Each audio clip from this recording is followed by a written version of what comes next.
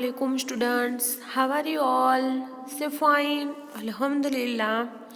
तो बेटा आज हमारा स्टैंडर्ड सेकेंड में सब्जेक्ट हिंदी का पीरियड है। ओके, उसमें हमारा बुक चल रहा है बुक ई। इसमें हमारा टॉपिक है चिड़िया। कौन सा टॉपिक है बेटा? चिड़िया। तो हमने चिड़िया की हाफ स्टोरी आगे के पीरियड में देखी थी, और बट फिर से मैम आपको उसका थोड़ा रिवीजन कराते हैं। ओके, तो देखते हैं चिड़िया की स्टोरी। एक छोटी सी चुनमुन चिड़िया थी।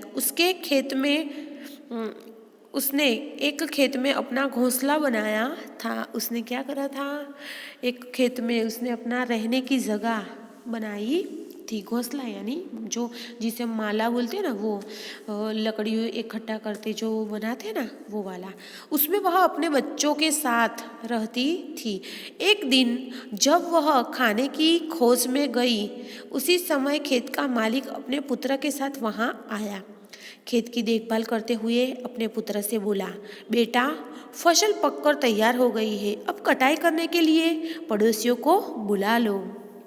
उसका पिता जो होता है वो क्या बोलता है कि बेटा, हमारी फसल यानी जो पाक होता है वो खेत में जो गेहूँ, मकाई, बाजरा जो हम उसे खेडूत पकाते, फिर उसे पक जाए तो उसकी कटाई होती है। ओके, फिर आगे का उसका प्रोसेसिंग होता है। तो वो क्या बोलता है उसका पिता कि बेटा, अब हमारा पाक पककर तैयार हो गया है, अब तुम पड़ोसियों को बुला लो उसकी कटाई के लिए। यह सुनकर चिड़िया के बच्चे घबरा गए। चिड़िया के बच्चे क्या होते हैं? घबरा जाते हैं। उन्होंने चिड़िया के वापस आते ही सारी बातें अपनी माँ को बताई।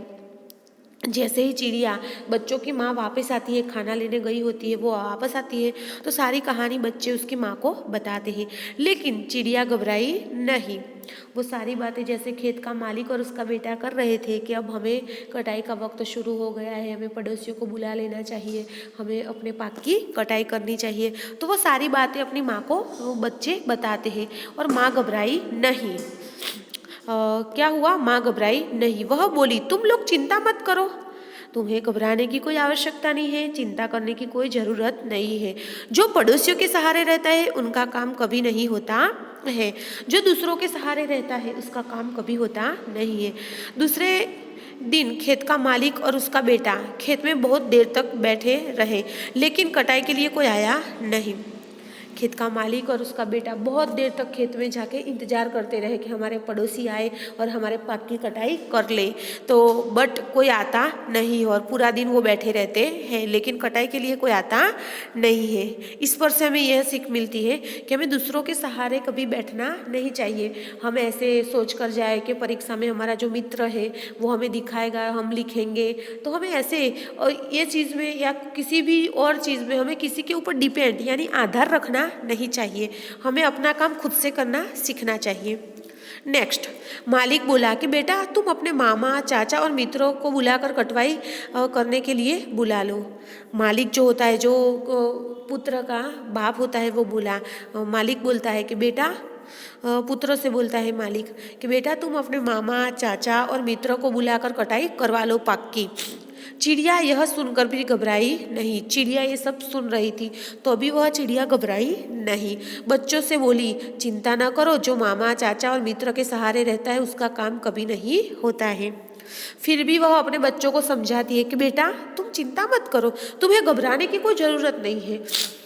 जो अपने मामा, चाचा या दूसरों के सहारे रहता है उसका काम कभी होता नहीं है।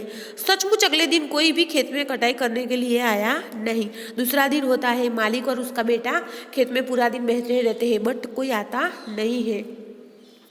पूरा दिन उनका वैसे ही निकल जाता है बट कटाई के लिए कोई आया नहीं। अंत में मालिक ने कहा कि बेटा, लगता है कि हमारे मित्र और रिश्तेदारों के पास हमारी सहायता करने का समय नहीं है। अंत में जो मालिक होता है, जो उसका पिता होता है पुत्र का, वो बोलता है कि बेटा, हमारे पड़ोसियों को, हमारे जो रिश्तेदार है उनको हमारे लिए वक्त नहीं है शायद, तो हमारे पास कोई हमारी मदद के लिए आया नहीं। ठीक भी है, अपना काम स्वयं करना चाहिए। ये बात भी सही है कि हमें अपना काम खुद से करना चाहिए, हमें किसी के ऊपर आधार रखना नहीं चाहिए। कल से हम दोनों अपने खेत की कटाई का काम शुरू करेंगे। फिर पिता और पुत्र तीसरे दिन डिसाइड करते हैं कि हम अपना काम खुद से करेंगे, हम किसी के ऊपर आधार नहीं रखेंगे। यह सुनकर चुनमुन चिड़िया अपने बच्चों से कहा कि बच्चों, अब हमें ये जगह छोड़नी होगी। जब ये दोनों ये डिसाइड करते कि हम अपना काम खुद से करेंगे, तब चुनमुन चिड़िया बोली कि बेटा, अब हमें यहाँ से दूसरी जगह रहने चले जाना चाहिए, क्योंकि अब वो अपने आप काम करने वाले तो 100% इनका काम होने वाला है।